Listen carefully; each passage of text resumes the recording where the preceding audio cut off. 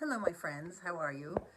I just wanted to say hello. It's Friday night, and I just wanted to say to those of you parents out there that have children that are struggling with drugs and alcohol, you are not alone.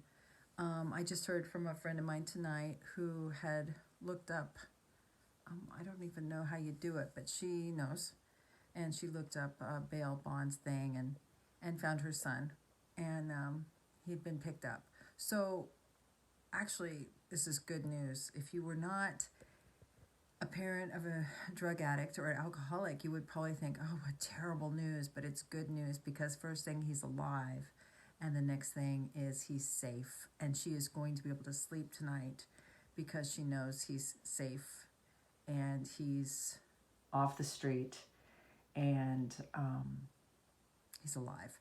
So I know that that's kind of a weird way to look at things, but it's the truth. Of course, we're going to pray extra for him tonight because he will be kicking it in jail and holding, and that is not fun. And don't wish that on anybody. So I'll say a little prayer for him tonight. And I've got another friend who her daughter came to California from New York to get sober and left treatment and has been on the street out here for, gosh, it's been 2 years now. And I don't know if you know anything about Palm Springs, but it's hot here in the summer. And she's been out for 2 summers in that heat. It gets to be like 120. It's very hot. And it's not a good place to be homeless for sure, especially if you're sick and loaded on meth or whatever you're on, whatever you can get your hands on. And she was a young girl and sweetheart.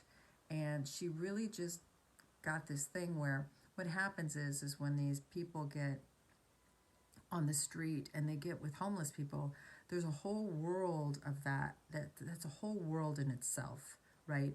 It's a whole different set of rules and regulations and schedule and time, and people adapt to that and they get used to it. And so even if they could get out of it, they leave and go right back. It's very hard to get out of that cycle. And however, the police here, they have a great task force in Indio, and these 2 officers have been kind of tracking her, and they call me and her mother and let us know that they saw her. You know, she's living in a car outside of the dollar store. And I mean, as a parent, how heartbreaking this is. But they did talk to her the other day, and she did tell them she was ready to get help. And we were just absolutely, just thrilled. You don't even know that this is, it doesn't mean it's going to be easy. Those of you know that, it might take a few tries, might not, I don't know. But at least she's willing right now, and her mother knows where she's at, and she's alive. And so if you're out tonight, if you're wherever you're at, and you have a child or a husband or a wife or a parent, and you don't know where they're at, and you don't know how they're ever going to get well or find an answer, don't give up hope, okay? Go to Al-Anon, go to Nouranon, get some help for yourself so that you are ready to handle whatever comes down the pike.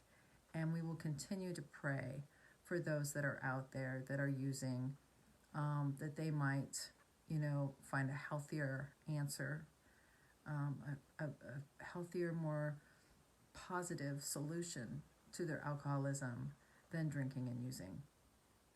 So I just want to tell you all, keep the faith. I love you. Bye.